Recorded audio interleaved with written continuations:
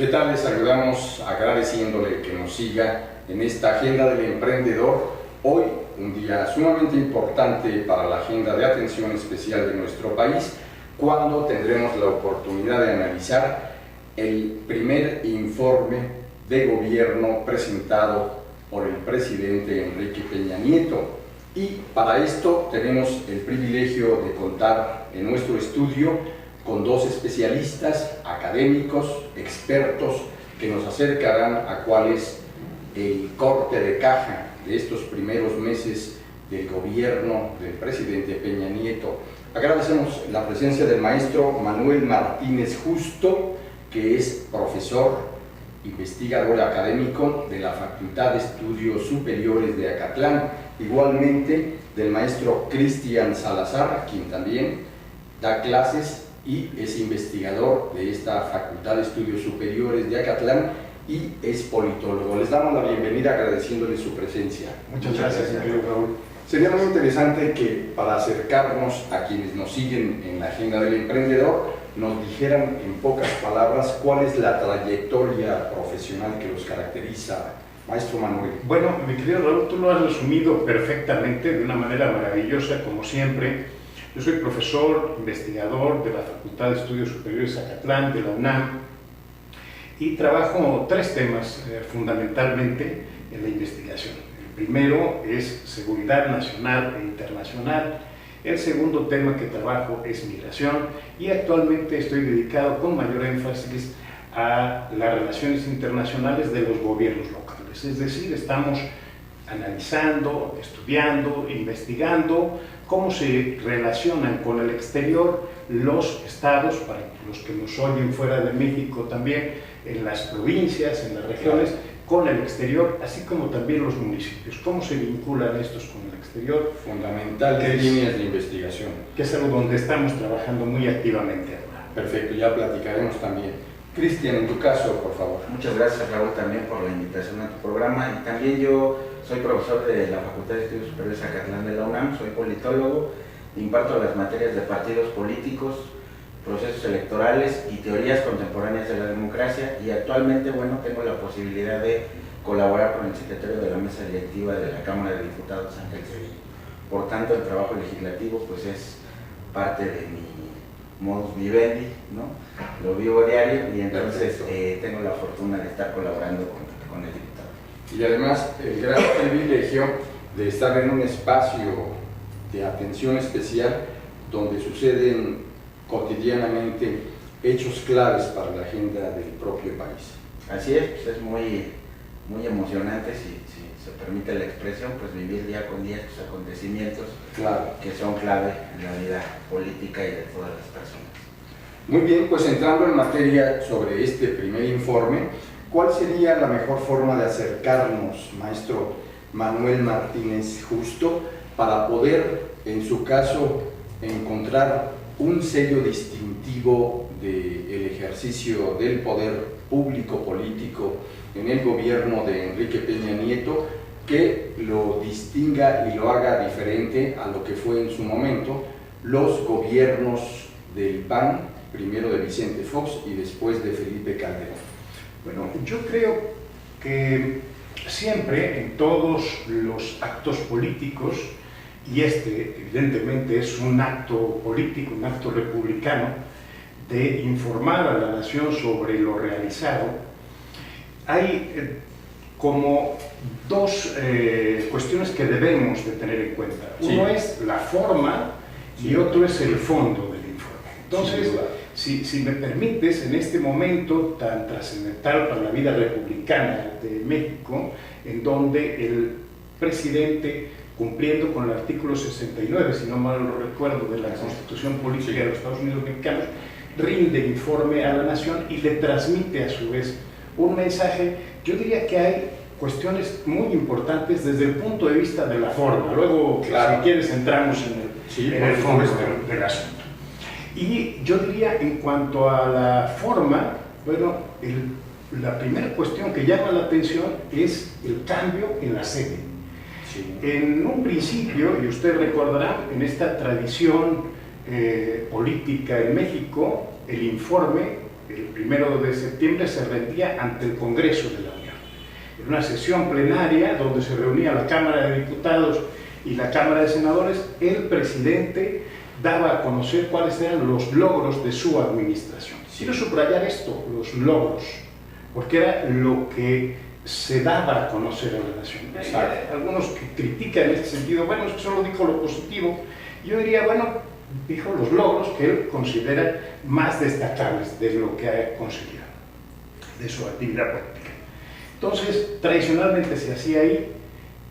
Antes de entrar al aire, comentábamos cómo desde la época de Fox, del presidente Vicente Fox Quesada, se cambia esto, se cambia el lugar y se lleva hacia otros ámbitos distintos. Normalmente era Palacio Nacional. Y bueno, se cambia también el hecho de dar un informe por el hecho de rendir, de dar un mensaje a la nación. Claro.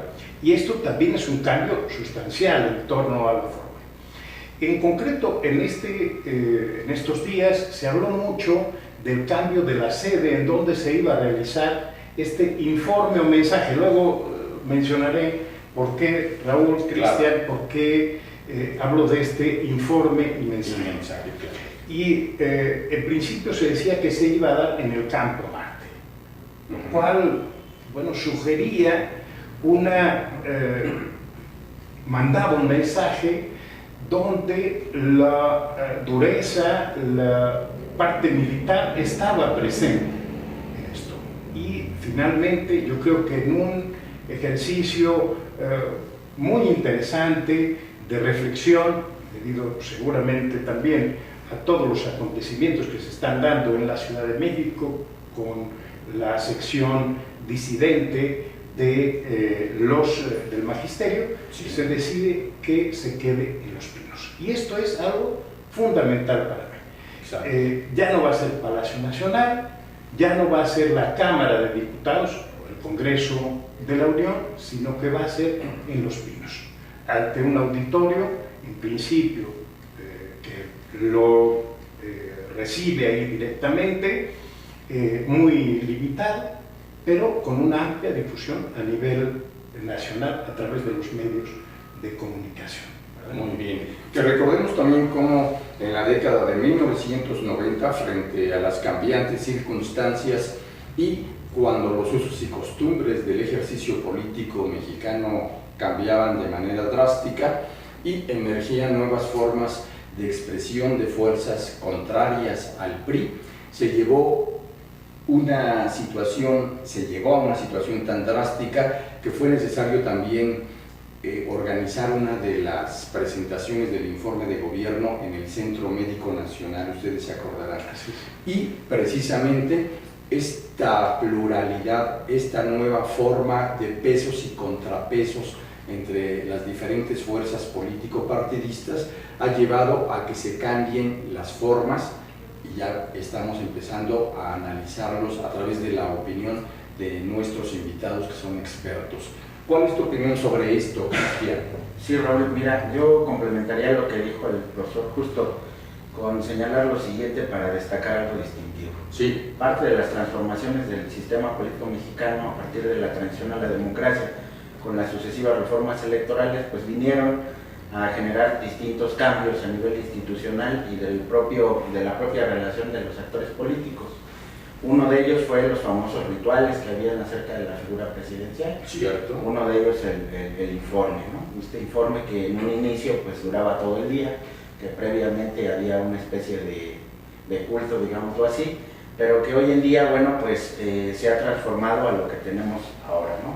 ¿Qué destacaría yo? Bueno, primero, desde el presidente Zedillo, básicamente con la legislatura de 1997, sí, donde ya no hay mayoría absoluta por calificar por algún partido político, bueno, la relación con el legislativo cambia, ¿verdad? Cambia en el sentido de una relación de más igualdad, en una relación de pares, e incluso, bueno, pues de algunos enfrentamientos, y esto deriva en una nueva dinámica entre los actores. Y bueno, ahora, ¿qué destacaría yo? Bueno, en primera instancia, que el Ejecutivo Federal hace mucho énfasis en cumplir la formalidad que le marca el artículo 69 y entregar y cumplir en tiempo y forma la entrega del informe por escrito, ¿no? Que es finalmente el acto que legalmente le corresponde y que con ello cumple su obligación constitucional de rendir cuentas del Estado que guarda la administración pública.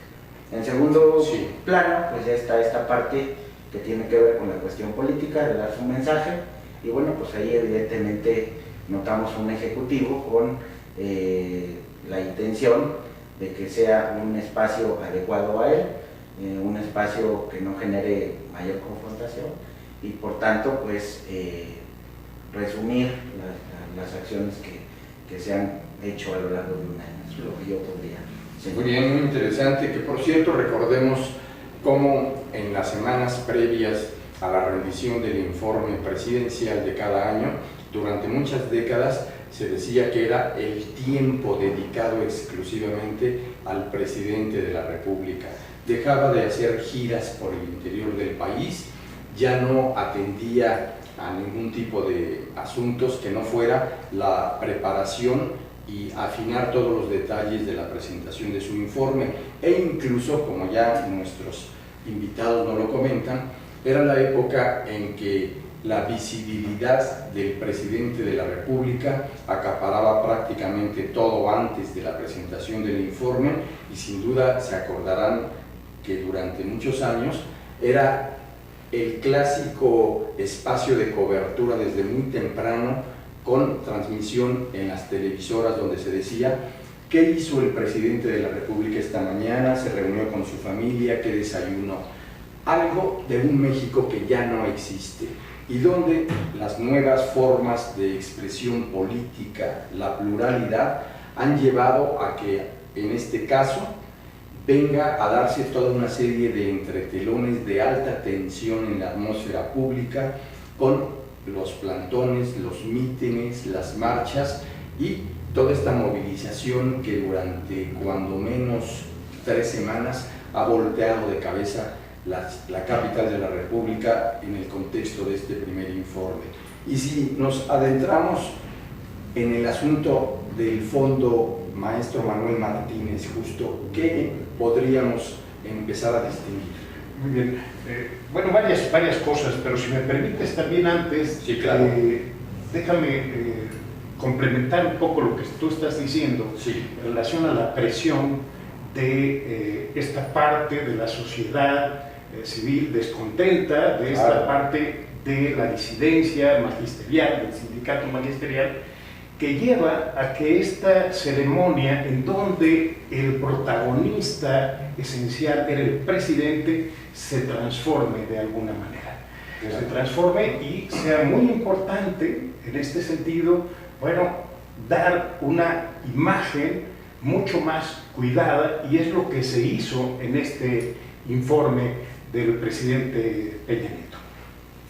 Esta imagen mucho más cuidada parte del hecho de que el mismo presidente se cuidó de manera extraordinaria en su imagen para salir ante los medios de comunicación. Una verdadera estrategia de comunicación política. De comunicación política, con mucha claridad en su contenido, muy estructurado, muy bien estructurado, con una parte de salutación que lleva a considerar a todos los actores políticos que fueron invitados al evento y que él en su inicio reconoce.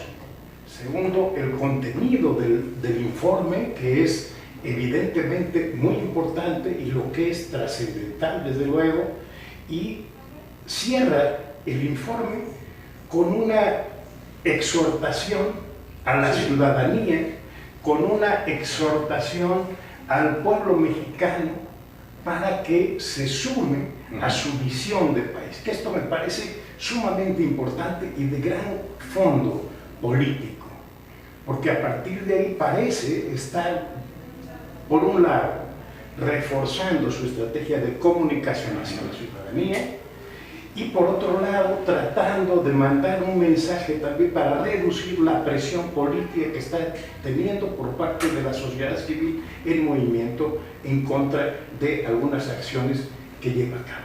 Sobre todo las reformas estructurales que están en la agenda de atención especial en el país. Y que resultan tan importantes para su proyecto político y para su visión de país que quiere llevar a cabo. Cierto. Y bueno, parte de lo que alimenta lo que refirió el profesor, pues es esta circunstancia de la relación con el Poder Legislativo. Es decir, los gobiernos del PAN, tanto el presidente Fox como el presidente Calderón, venían precedidos no de la mejor relación con el Poder Legislativo. Incluso claro, en muchos estudios académicos se empezó a hablar de incluso una parálisis legislativa, un bloqueo consistente del Congreso hacia el gobierno de los dos presidentes, pero siempre se caracterizó por ser una relación completamente, bastante ríspida. Sí. En el caso del presidente Peña, se observa que se entiende que la relación tiene que ser manejada de manera adecuada, se entiende que hay que tomar una actitud diferente a los gobiernos del PAN. Esto es lo que caracteriza el informe, ¿no? Un acercamiento al modo, a la estrategia del presidente y tratar de impulsar las reformas, a su forma, a su proyecto político, ¿no? Y sobre todo trabajar en la búsqueda de los amarres,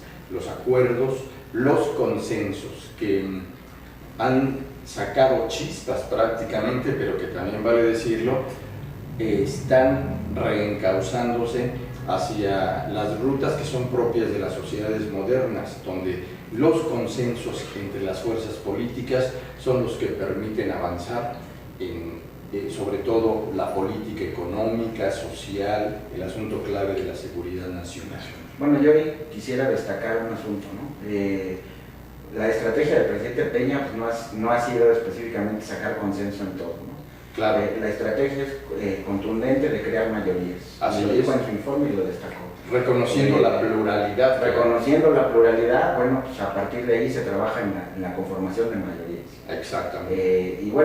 Lo ideal serían siempre los consensos, pero la democracia es una forma de gobierno muy compleja que limita incluso a veces mucho la posibilidad de generar consensos en todo, pero sí la estrategia del presidente ha sido muy firme, generar mayorías y transitar con aquellos que presumen a las reformas. Cierto. Yo creo ahí que tiene razón Cristian, solo que yo le encontraría su razón de ser a esta estrategia política, en donde coincido con el maestro Cristian Salazar, en el sentido de que en este proceso de crear mayorías debía, en primer lugar, sacar de aquellos ámbitos en donde haya mayor controversia las cuestiones que más le interesan a su gobierno. Y en segundo lugar, ver qué papel se otorga a los que no forman parte de estas mayorías. ¿Qué hacer con ellos? Y aquí tal vez coincidimos en algún momento, aunque no del todo, ¿verdad?, en decir, hay que respetar a estas minorías, cosa que en el informe no lo reflejó, al contrario. Parece que hay una especie casi de descalificación hasta las minorías, y eso es sumamente riesgoso. Ahora bien, ¿cuál es la estrategia de negociación política? Fruto de toda una campaña electoral que no fue fácil, y donde, si bien no hubo tantos cuestionamientos como en el caso de la administración anterior, de todas formas hubo una gran presión política y una gran descalificación hacia el candidato en ese momento, Enrique Peña Nieto. Yo creo que era bien sabido dentro del gobierno federal que no era fácil y que no iba a ser fácil la negociación en el Congreso. Por lo tanto, había, si me permiten, si me dan autorización para utilizar este concepto, había que prenegociar los temas. Y esto es lo que hacen a través del Pacto por México. Y una vez prenegociado, luego entonces se lleva a el Congreso a la discusión. Y esto lo refleja Evidentemente, en el informe, el presidente Peña, al agradecer a los diputados el trabajo desarrollado, pero al mismo tiempo al subrayar el trabajo de los líderes de los partidos políticos en el acuerdo Pacto por México. Importantísimo, además tendremos que recordar que en esta importantísima coyuntura los partidos políticos están viviendo en sus entrañas una verdadera efervescencia que confronta corrientes, expresiones, tribus, grupos, y que muy difícil alcanzar acuerdos y consensos al interior de un propio partido, y con mayor razón en el contexto de su relación con el gobierno federal y con otras instancias. Vamos a invitarle a que después de una pausa continúe con nosotros para seguir profundizando en el análisis de las formas y los contenidos de este primer informe de gobierno.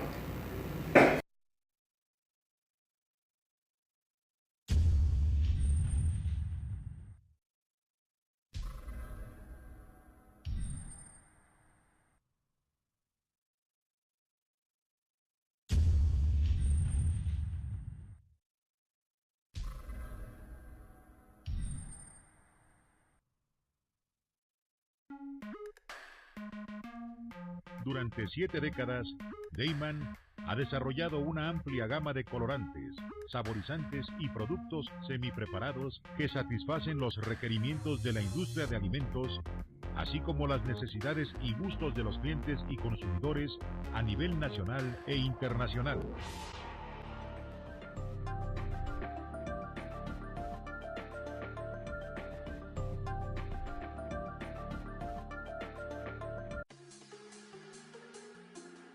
Fashion Look.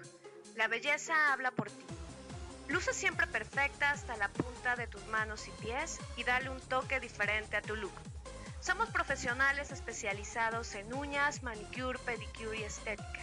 Y trabajamos con una perfecta higiene, profesionalismo y calidad total en nuestros productos. Ya contamos con equipo de cavitación. Te ofrecemos una atención personalizada.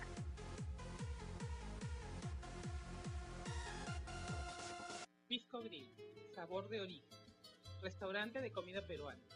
Te espera para disfrutar de una auténtica gastronomía peruana en un ambiente familiar y acogedor. Contamos con terraza para fumadores, salón privado y servicio de ballet parking. Te ofrecemos servicio de catering y la organización de tus eventos familiares y de negocios. No te olvides de probar nuestro pisco sour. Te esperamos.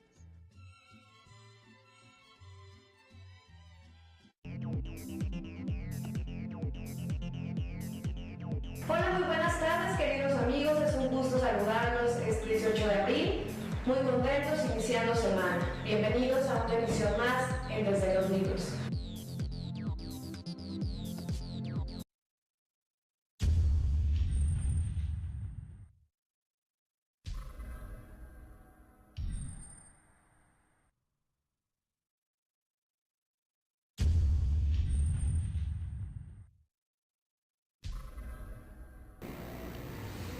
Le agradecemos continuar con nosotros en este espacio donde la reflexión y la crítica, siempre bien documentada, permite a usted tener los elementos claves para la toma de decisiones. ¿Cuáles serían, Cristian Manuel, los ejes fundamentales que caracterizan este balance corte de caja de los primeros meses del gobierno de Enrique Peña Nieto? Cristian. Sí, mira, el informe está estructurado a partir de 5 metas que se plantearon en el Plan Nacional de Desarrollo, Sí. que tienen que ver con un México en paz, un México incluyente, México con educación de calidad, un México próspero y un México como un actor importante de la globalidad. Entonces, Exacto. en este sentido me enfocaría primero al primer eje de México en paz, Sí. y retomaría el asunto que estamos comentando a partir de que parte del pilar de esta meta es la gobernabilidad. Y entonces el presidente plantea ahí que bueno, la discusión de lo que estábamos hablando en este momento de mayorías frente a consensos, ¿no? Y una parte importante de lograr esta meta es, bueno, generamos este diálogo, este espacio de diálogo a partir de este instrumento conocido como el Pacto por México, Sí. a partir de reunir a las principales fuerzas políticas y derivado de esto generar un prediálogo para no desgastar a las instituciones del Estado. Bueno, yo diría ahí que si bien es cierto que en los debates contemporáneos de la democracia no se puede resolver esta discusión, si siempre hay que generar mayorías, porque el generar mayorías implica desplazar a otros, aunque sean grupos minoritarios, no tomarlos en cuenta, bueno, pues también la parte de generar consensos pues desgasta mucho. Y entonces, digamos, ¿cuál es la línea o la ruta que han seguido los académicos? Bueno, un país plural sí requiere, aunque esto cause mayor desgaste, generar o estar insistiendo en los consensos. ¿Por qué? Porque la pluralidad requiere que aunque existan grupos minoritarios, bueno, pues estos sean por lo menos escuchados.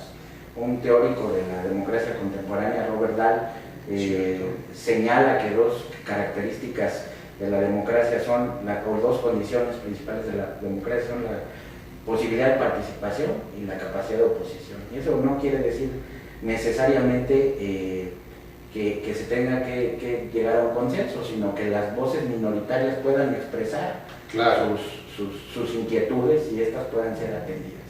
En este sentido, pues el pacto sí me parece algo limitado, porque el pacto en un principio solo integra a las tres principales fuerzas políticas del país. Y si atendemos a lo que tú mismo señalabas, Raúl, de que dentro de estas principales fuerzas políticas también al interior hay dificultad para generar consensos, pues entonces tenemos un esquema de pluralidad que en mi opinión merece la ampliación, merece una amplitud hacia otras fuerzas políticas y hacia otros actores del sistema político. Por ejemplo, que el pacto integrara también representantes del Poder Legislativo al Consejo Rector y otros representantes de la sociedad, para que no se genere un clima de mayor tensión. Y bueno, pues en este caso, utilizar de mejor manera este instrumento. Seguramente, a priori, no muchos actores están en contra del pacto, pero sí están en contra, digamos, de que el pacto genera solamente mayorías a secas, ¿no? digámoslo así. Entonces una mayor amplitud pues, generaría un factor de mayor certidumbre, de menos violencia, de menos confrontación, etc. Y de mayor legitimidad incluso, porque vale decirlo, un tema clave para el ejercicio del poder y para la tarea cotidiana de todo personaje del ámbito público es saber entender, asimilar y aceptar cuál es la percepción colectiva que sobre su trabajo, su gobierno, se está generando entre la sociedad misma. ¿Cuál sería tu opinión de estos puntos que estamos tratando, los ejes centrales? Mira, yo diría, mi querido Raúl, que el informe es muy claro en torno a lo que quiere el presidente Peña, y esto hay que tenerlo muy presente. ¿Qué quiere? ¿Cómo lo va a conseguir? ¿Cuál es su estrategia de conseguir? Y para conseguirlo, y en un tercer plano estaría cuál es el apoyo que piensa lograr. Bien. Y entonces yo diría que en principio está muy claro qué es lo que quiere. Ya los ha mencionado Cristian Salazar, en el sentido de, bueno, yo lo resumiría de la siguiente forma: un México estable, un México próspero, un México socialmente más incluyente y con una nueva imagen hacia el exterior. Y todo ello lo engarza hasta ahora muy bien. Podemos criticar otras cosas, pero de que está muy bien engarzado todo en función de esto que quiere lograr, eso no podemos negar. Y todo ello es para tener lo que él llama como un México próspero. Un México en donde la gente tenga mejor empleo, un México donde la gente tenga acceso a productos mucho más baratos, mucho más asequibles para la mayoría de la población, y un México que sea pujante económicamente. Bueno, yo creo que efectivamente en este proceso, ¿no?, de ir viendo hacia adelante es necesario cambiar la imagen de México, tanto hacia el interior, que es donde yo no sé si lo estará logrando totalmente, como hacia el exterior, donde ahí sí yo creo que está empezando a transformar las cosas. Y bueno, ¿por qué hacia el interior y hacia el exterior hay esta imagen por esta creación de consensos. Cuando nosotros observamos en líneas generales, y sobre todo yo diría desde el exterior, qué es lo que está ocurriendo en México, a través de los medios lo que observamos es que se aprueban las reformas por una mayoría, de una mayoría en la Cámara. A través de este preacuerdo, a través de esta prenegociación, cuando llega a la Cámara, parece que logramos este mayor consenso. Siempre hay, y aquí viene la otra parte, ¿no?, estos desacuerdos. Y estos desacuerdos de manera puntual en cada uno de los temas. Yo subrayaría en este momento dos reformas importantes que generan esta parte de desacuerdos. Uno, la reforma educativa, desde luego, y en el informe, desde el punto de vista de la imagen que proyecta el presidente y de lo que dice el presidente, hay un agradecimiento hacia el sindicato magisterial, no solo hacia las fuerzas políticas, sino también hacia el magisterio y hacia el sindicato magisterio, pero se encuentra la reticencia en torno a una de las secciones, a una de las expresiones claro, disidentes del magisterio, que es la Coordinadora Nacional de Trabajadores de la Educación, que recordemos brevemente, surge como una respuesta para hacer contrapeso al movimiento encabezado por Carlos Jongitud Barrios, llamado Vanguardia Revolucionaria, y de acuerdo al discurso de la coordinadora naciente entonces, viene a atacar el caciquismo sindical que, decían, personifica Carlos Jongitud Barrios. Sabemos también, usted lo recordará, como la Coordinadora Nacional de Trabajadores de la Educación, independientemente de todas las movilizaciones, discursos, banderas y posturas que asume, es parte de la estructura misma del Sindicato Nacional de Trabajadores de la Educación, alimentada por secciones disidentes del magisterio que está en contra de la dirigencia nacional del CENTE y que tiene sus expresiones sobre todo en las secciones magisteriales de Michoacán, Guerrero, Oaxaca y el Estado de México, acaso también Chiapas. Pero es muy interesante lo que nos comentas, Manuel, porque nos permite acercarnos a entender qué es lo que realmente está pasando en esta atmósfera de tensión creciente de los últimos días.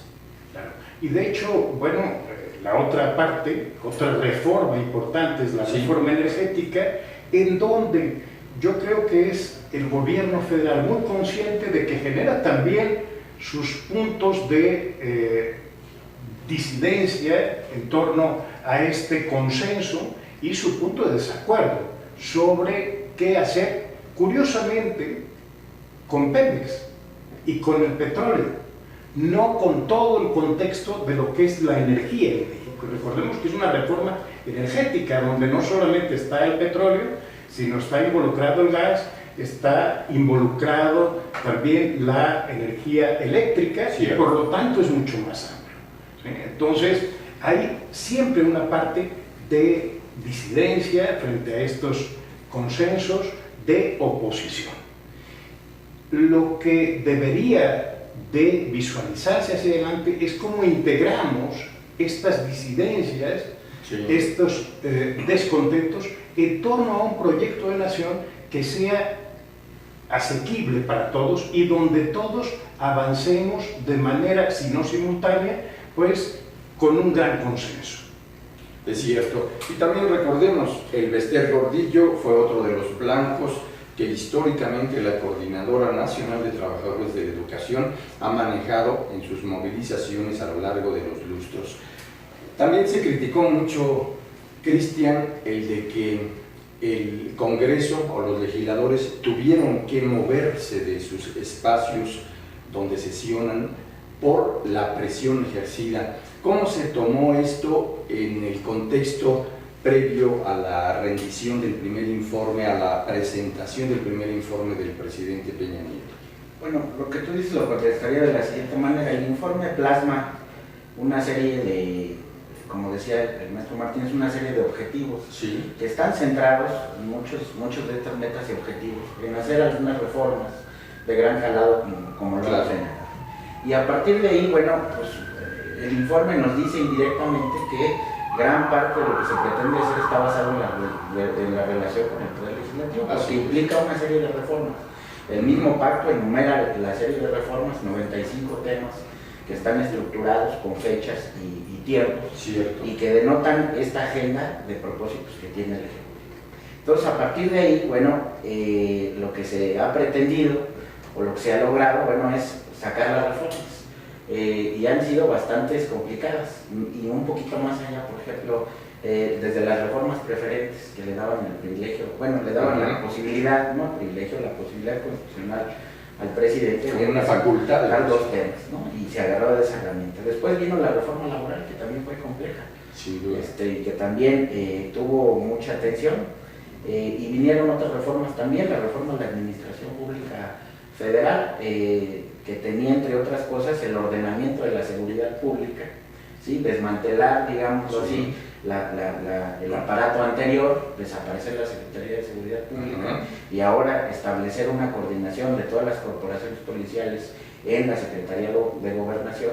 Y entonces, pero pasa todo esto por la relación con el Poder Legislativo, porque digamos que van como engranadas estas reformas. Y bueno, pues sí, digamos, por eso lo planteaba de esta manera. Pudiera haber coincidencias en algunos temas, en otros irremediablemente va a haber divergencias, pero lo que sí es, para evitar este clima de confrontación, digamos, esta tensión, pues sí, la amplitud en la participación, la búsqueda de ese diálogo, ¿verdad? Digamos, aunque cueste más trabajo, sin duda relajaría esta tensión. La Cámara vivió esta situación de llegar un día a laborar normalmente y estaba tomadas las instalaciones, y bueno, pues tuvo que sesionar en una sede alterna. Pero aún cuando sesionaron en una sede alterna, bueno, pues funcionaron las cosas. Bueno, los miembros del Poder de la Cámara de Diputados y del Senado, bueno, pues tuvieron que entrar a la discusión de las reformas, y bueno, ahí están los resultados. Bueno, pues esto nos habla de manera más que evidente de que el nivel de madurez política de la sociedad mexicana tiene otras formas de expresión a través de sus organizaciones, grupos, partidos políticos, en fin, y que esto también obliga sin duda a que la clase política mexicana aumente su nivel de madurez, de compromiso y de actuación en la agenda pública. Todavía, por supuesto, nos faltan varios ángulos claves que analizar con la presencia de nuestros invitados, que son expertos, y le invitamos a que continúe en esta agenda del emprendedor después de una pausa.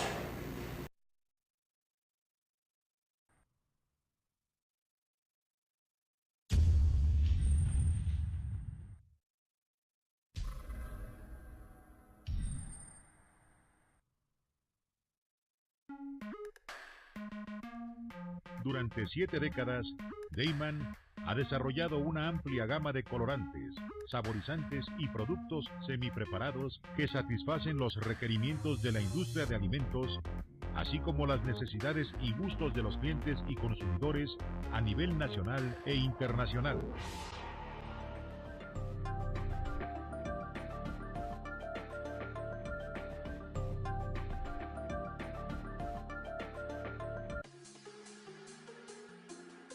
Fashion Look. La belleza habla por ti. Luce siempre perfecta hasta la punta de tus manos y pies y dale un toque diferente a tu look. Somos profesionales especializados en uñas, manicure, pedicure y estética. Y trabajamos con una perfecta higiene, profesionalismo y calidad total en nuestros productos. Ya contamos con equipo de cavitación. Te ofrecemos una atención personalizada.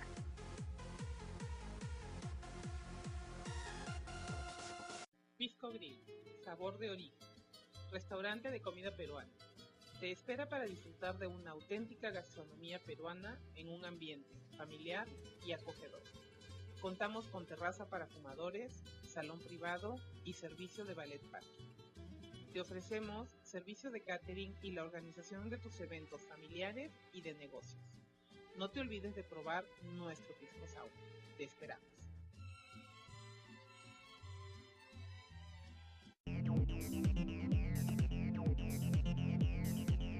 Hola, muy buenas tardes, queridos amigos. Es un gusto saludarlos este 18 de abril.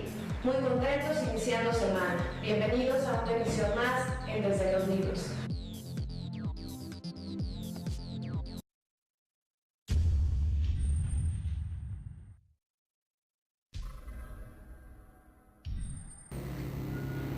Le agradecemos continuar en esta agenda del emprendedor.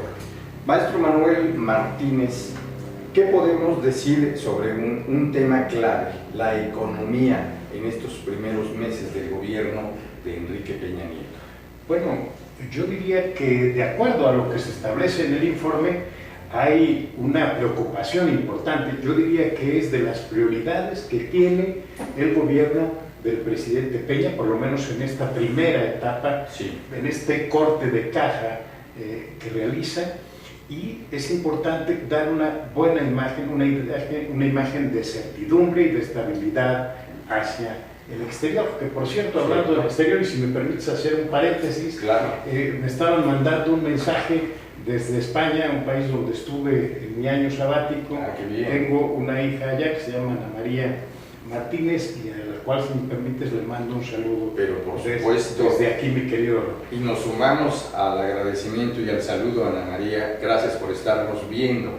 Muchas gracias, y igual a los amigos que desde España, claro, nos están viendo, allá igual que aquí en México.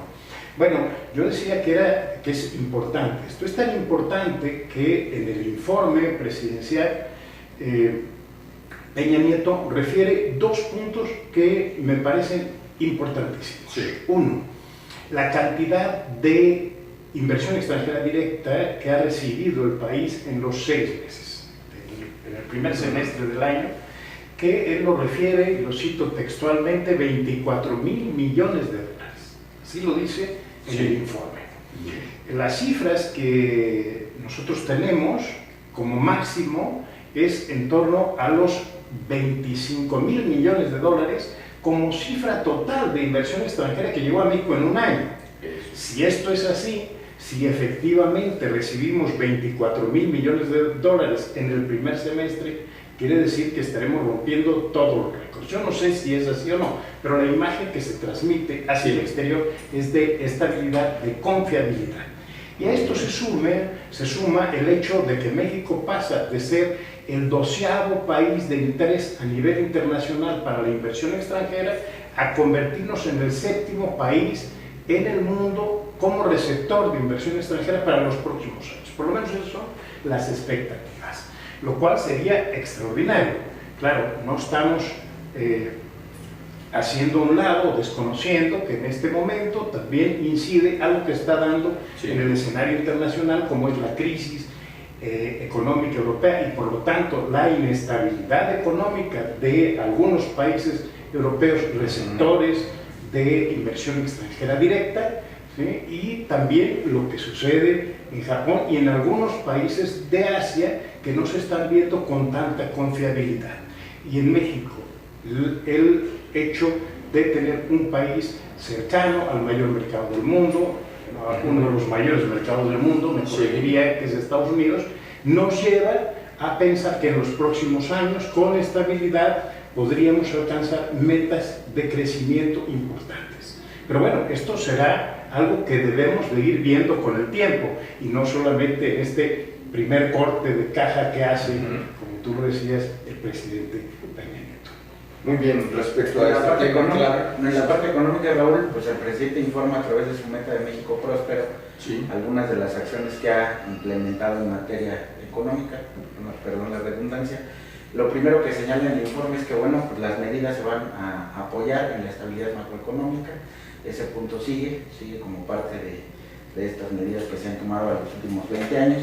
Y número 2, ha creado desde el punto de vista estructural y de las reformas legislativas, ha creado una serie de instituciones que tratan de fomentar lo que ya señalaba el maestro Martínez. Se creó un Comité Nacional de Productividad con el objetivo de avanzar en los indicadores de productividad, que nos den la capacidad de competir con otras economías en el mundo. También se constituyó un Consejo Consultivo Empresarial para la parte económica. Se creó a partir de las reformas la Comisión Federal de Competencia Económica, con el propósito de abatir las prácticas monopólicas, etcétera, y generar mayor competencia. Y también se creó el Instituto Nacional del Emprendedor, que también trata de fomentar y apoyar y capacitar a las pequeñas y medianas empresas para que tengan éxito dentro del mercado económico, ¿no? Que por cierto es de atención especial para quienes nos ven fundamentalmente en esta agenda del emprendedor, porque es la gran posibilidad de reactivar la economía y de generar políticas, impulsar políticas de desarrollo que permitan hacer contrapeso a situaciones adversas que se habían venido acumulando en los últimos tiempos y que necesariamente nos enlaza con un tema íntimamente relacionado, que es el de la creciente violencia delictiva, el del surgimiento de diversas expresiones criminales en la cartografía del delito en el país. ¿Sobre esto qué podemos decir? Mira, yo quisiera, Raúl, si me permites también hacer una acotación sobre lo que comentamos antes, porque parece que estamos dando una visión totalmente positiva, y así lo es desde el punto de vista económico de esta administración, de los 6 meses de la administración, pero debemos decir también, con honor a la verdad, y siendo críticos con esto, que hay sus lagunas, sus puntos débiles, y en este sentido yo observo que en esta estrategia del presidente Peña no se nos aclara qué tipo de empleo queremos. Cuando se habla de empleo con calidad, ¿queremos simplemente que haya más empleo en México o queremos que haya empleo para los mexicanos dado por mexicanos? Bien. Y entonces ahí parece haber una especie de contradicción en donde se da mucha importancia a la inversión extranjera, pero no se da la relevancia que debería de tener al impulso a la pequeña y mediana empresa. Fundamental lo que dices, señor.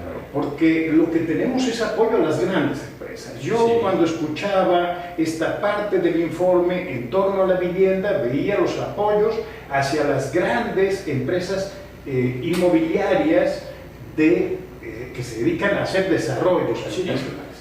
Pero no veía por ahí el apoyo hacia los que están adquiriendo estas viviendas. Y yo creo que es fundamental el apoyo para que haya más empleo. Entonces está bien que lo demos a las empresas extranjeras y a las grandes empresas nacionales, pero hay que poner más énfasis en la pequeña y mediana empresa para poder ir avanzando más en la modernización de este país, ¿no? Y en aprovechar la coyuntura que vive este país y que se le presenta a este país para los próximos años. Esto lo considero fundamental. Ahora, esto se liga también con lo otro que me preguntabas y que tienes un gran acierto al mencionarlo, y es de gran relevancia también hablar de la seguridad, porque lo que necesitamos para que haya inversión extranjera, pero también para que se desarrollen las pequeñas y medianas empresas, es un clima de estabilidad, donde se reduzca la violencia y la criminalidad en el país, y sobre todo que se reduzca la violencia y la criminalidad de las grandes organizaciones delictivas que son las que nos impactan. Cierto. Entonces creo que por ahí hay que trabajar todavía más activamente en este sentido.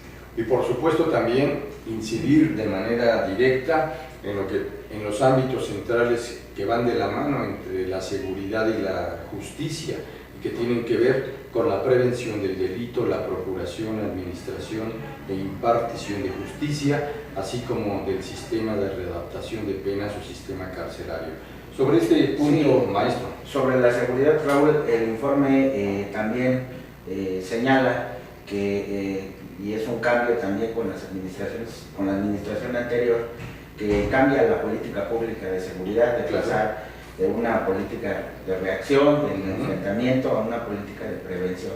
Una política que se enfoca más a los sistemas de inteligencia, a la investigación y a la prevención a través de la reestructuración también de los programas sociales. Al menos esa es la intención, de reestructurar los problemas sociales para combatir desde ahí la pobreza, y que esto no sea un caldo de cultivo para generar el fenómeno delictivo. Por lo menos el informe manifiesta esa intención, y con ello, bueno, pues sí hay un viraje, digamos, en la parte de seguridad, ¿no? También, como vuelvo a repetir, y ya lo había señalado, también la estructura policial cambia, ¿verdad? Claro. Y no lo estoy diciendo tampoco para alabar o justificar las acciones. También al interior de la Cámara se dio un debate muy interesante acerca del esquema que deberían tener estas corporaciones. Sobre todo en el nivel de coordinación entre las instancias federales, estatales y municipales. Se hablaba del famoso mando único, que es un punto de controversia muy importante, pero también se hablaba del viejo esquema anterior del sistema político mexicano, donde la Secretaría de Gobernación era quien tenía las funciones de seguridad y había voces o señalamientos que no estaban de acuerdo con que las corporaciones regresaran al control de la Secretaría de Gobernación. Pero bueno, pues estas son las medidas que se han tomado hasta aquí. Se creó la Comisión Nacional de Seguridad también, donde se nombró al comisionado, Manuel Mondragón, y bueno, pues esas son parte de las actividades en materia de seguridad. Y también otro punto que distingue ese capítulo clave de la vida del país es el compromiso y la propuesta que desde el arranque del gobierno del presidente Peña Nieto se habló de generar una nueva relatoría sobre lo que acontece en el terreno delictivo en el país, para dejar atrás los grandes espacios de 8 columnas y de presencia permanente en medios impresos, electrónicos y digitales sobre la actuación de los grupos criminales. Hasta ahora todavía hay varias voces críticas que dicen: solamente se nos ha dicho, pero no se nos ha demostrado en los hechos. Habrá que esperar qué es lo que sucede al respecto. Recordemos incluso que el general Óscar Naranjo, colombiano, vino a sumarse en la época en que Enrique Peña Nieto fue reconocido como presidente electo para preparar esta nueva estrategia de comunicación política e institucional. Finalmente, ¿cuáles son los escenarios que podríamos esperar en el corto plazo en medio de la dinámica que vive la agenda nacional, de la expresión de diversas fuerzas políticas y de ciertos niveles de efervescencia que se han dado en los últimos tiempos? Manuel. Bueno, yo diría en primera instancia que el escenario que preveemos por lo menos es de mucho trabajo, sí, porque tenemos enfrente 2 reformas muy complejas, cierto, ya las señalaba el maestro, entre ellas la reforma energética, y bueno, pues sí, es un clima de mucha negociación, de mucho diálogo, de mucho debate, de mucho intercambio, y bueno, a veces también es bueno desear que esto no se desborde, ¿no? Sino que claro, se lleve por los cauces institucionales. Y bueno, yo percibo, a pesar del clima de tensión, una voluntad de las distintas fuerzas políticas, una voluntad de los distintos actores para sentarse en la mesa, y a pesar de que los temas sean rígidos, a pesar de que las reformas trastoquen intereses en distintos niveles, yo sí percibo un ambiente de diálogo, por lo menos, de querer entrar en la negociación. Y bueno, pues depende de los actores mayoritarios abrir la posibilidad y la puerta para que todos participen, y bueno, independientemente de las decisiones, pues el clima se distense, ¿no? Esa es la perspectiva que yo tengo a futuro. No veo que se trabe el trabajo legislativo, veo un Congreso funcionando, veo las cosas de manera normal, aunque bueno, con este elemento que tú has destacado bien, que es la tensión que se siente en el ambiente y en los medios de comunicación. Muy bien, pues muchas gracias por participar con nosotros. Es un privilegio estar aquí. Gracias, maestro Cristian Salazar. Maestro Manuel. Yo creo, Raúl, que hay un cambio, o que va a haber un cambio paulatinamente, tanto de los temas como de los actores que van a estar participando. Y si logramos hacer que tanto estos temas como estos actores logren tener la misma visión que tiene el gobierno, que el gobierno pueda compartir y lograr que hagan suya esta visión gubernamental los distintos actores sociales, donde se puede avanzar más.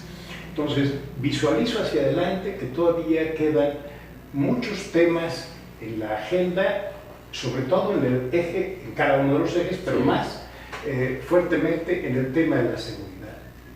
Bien. Aquí hace falta que estas políticas macro de coordinación, de reestructuración, se traduzcan en los niveles locales, es decir, que se viva un clima de mayor estabilidad en los estados, que hoy en día son muy conflictivos, y en los municipios.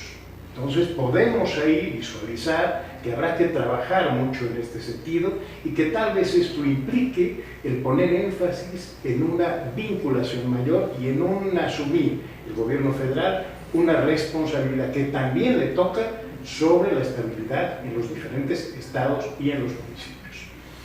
Luego, el tema del desarrollo social, de la relación con la sociedad. Sí.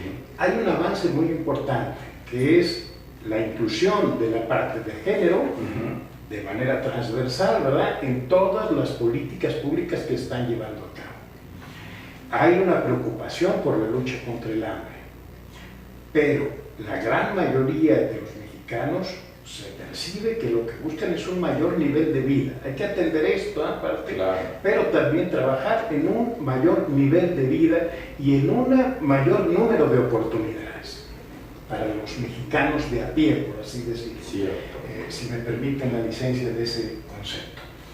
Entonces, creo que en este momento es importante y en los próximos años deberá ponerse énfasis en ese sentido, en un desarrollo social, en donde no solo nos preocupe si los programas sociales se utilizan o no para la parte electoral, sino para mejorar el nivel de vida de los mexicanos.